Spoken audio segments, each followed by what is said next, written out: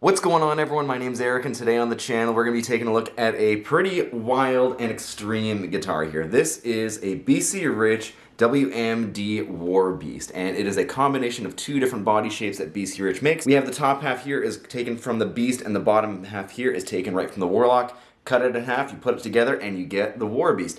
This is a really sweet made in Korea example, and just like all these other BC Rich guitars that I've had on the channel that are the Korean, like really high spec ones like here, they are pretty awesome, and you know, they obviously make a point when you are playing these guitars on stage or you're taking pictures of them. Like, they just stand out in a really sweet way. Now, this guitar did come in and it needed just a general setup, and there was nothing crazy to go over with this guitar. You know, it's just been sitting for a bit, needed some TLC. Nothing crazy that was worth documenting in my opinion, but I will go over some of the things that I did later on throughout the video. But first things first, let's hear how this guitar sounds in a full demo mix.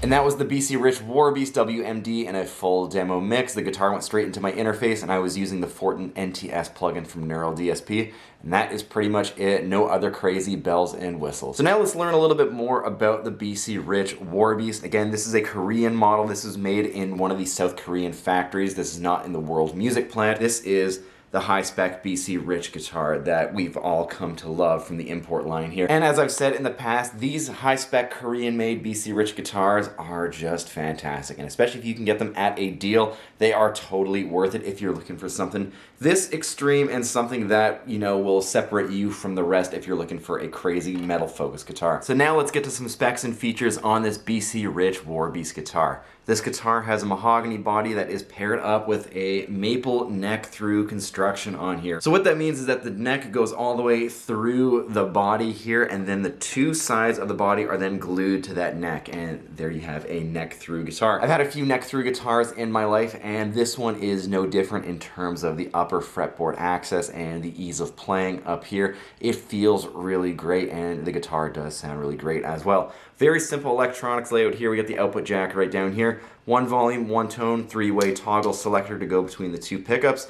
This really wasn't working when I first got this guitar in, so I did spray a little bit of contact cleaner into the toggle switch here, ran it back and forth, and then we have full contact between both the pickups, and there's no sort of issues with that. So if you're in that situation, make sure you do that before you replace the part. We then have two Rockfield pickups here. We got the fat ass in the bridge, and we have the Mafia in the neck. I've never played anything from Rockfield, although I do remember when these pickups started to come out on BC Rich and like Michael Kelly guitars back in the day, and I really wasn't too familiar with them. I didn't really have the highest expectations because they weren't really a household name like Duncan, DiMarzio, EMG, and you know, everything else.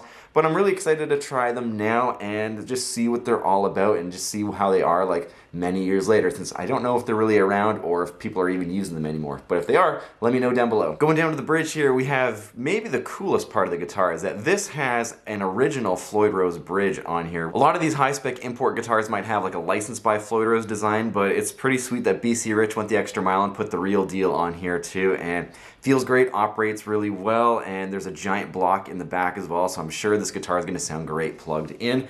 We then have an ebony fingerboard, 25.5-inch scale length.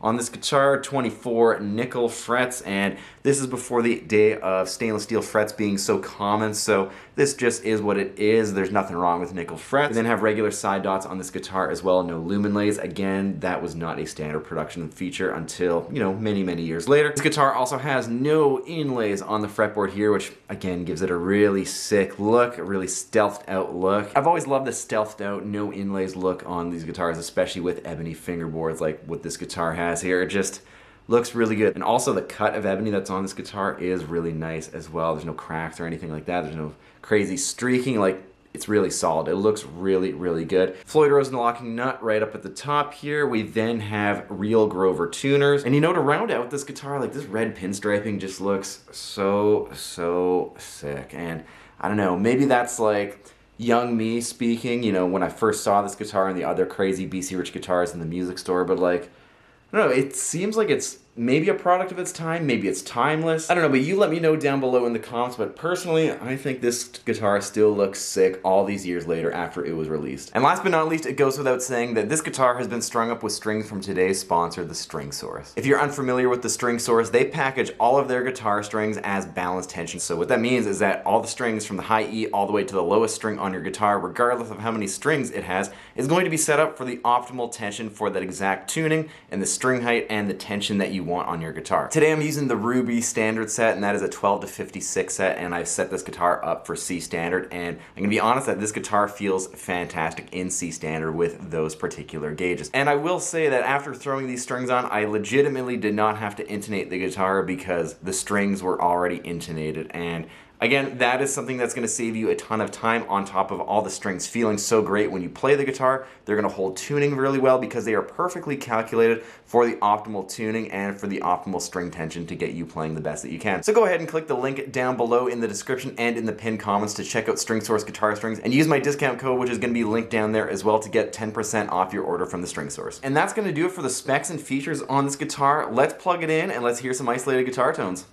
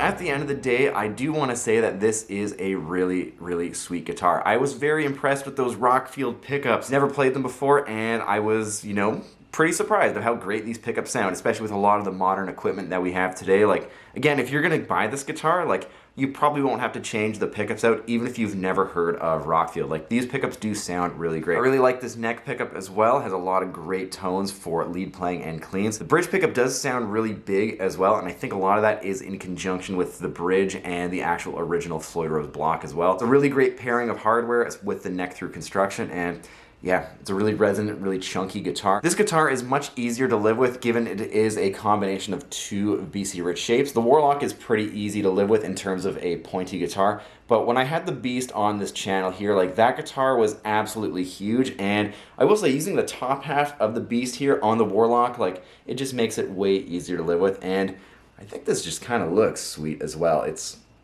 a little bit nicer than the top half of the Warlock, in my humble opinion here. Once again, I'm going to touch on the fact that this guitar has an original Floyd Rose, and this was a really nice feature, and it really wasn't expected, especially on some of these high-spec import guitars.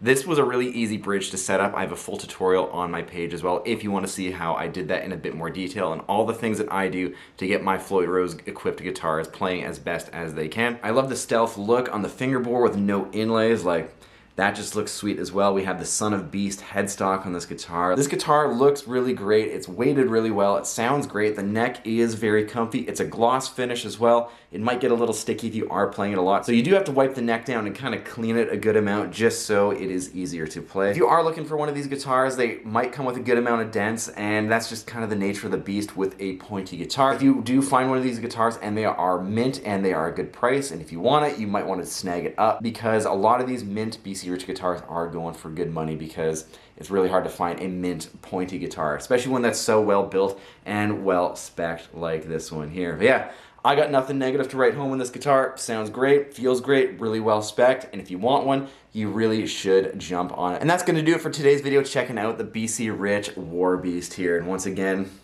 can't go wrong with a nice old Korean high-spec import BC Rich. Let me know all thoughts and opinions down below on the BC Rich Warbeast or BC Rich guitars in general. If you have one, I would love to hear about it as well. So let's chat about these things down in the comments. If you like the video, make sure you leave a thumbs up. If you're new here, please consider subscribing. I have tons more videos checking out really sweet guitars like these old school BC Rich guitars, as well as checking out other guitars, showing you how to fix guitars and other guitar related topics. And if you are a returning subscriber, make sure you hit the notification bell so you don't miss a single video that I upload. Thanks for checking this out, and I'll see you next time.